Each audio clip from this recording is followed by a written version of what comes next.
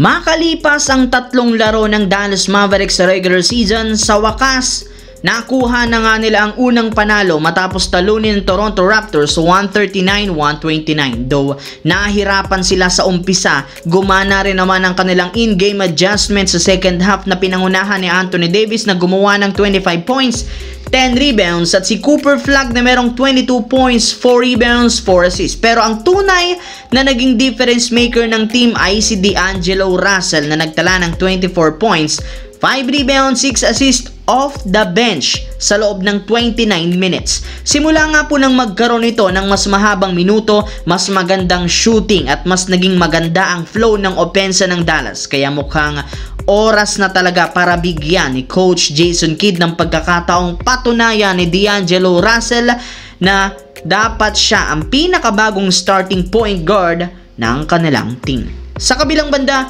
magiging seryoso ang mga susunod na laban ng Golden State Warriors sa susunod na araw since 4 na playoff contender ang kanilang makakalaban. Memphis Grizzlies, Los Angeles Clippers, Milwaukee Bucks at ang Indiana Pacers. Kaya kailangan talaga ng Warriors na mag-step up ang halos lahat.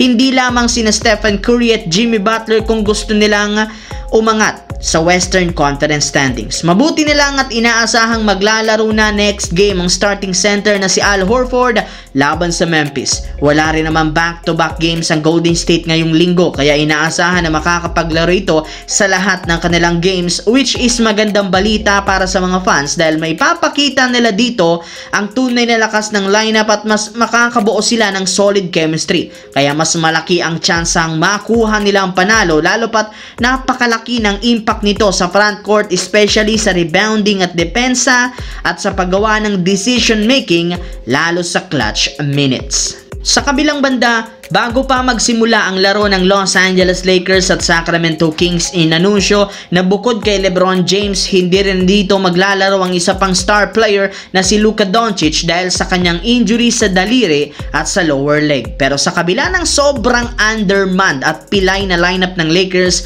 nagawa pa rin naman nilang ma-upset ang Sacramento Kings at makuha ang panalo 127-120 matapos mag-step up literal si Austin Reeves at nakapagtala ng 51 points, 10 rebounds, 9 assists kasama na ang walang sablay na 3-pointer sa clutch moment.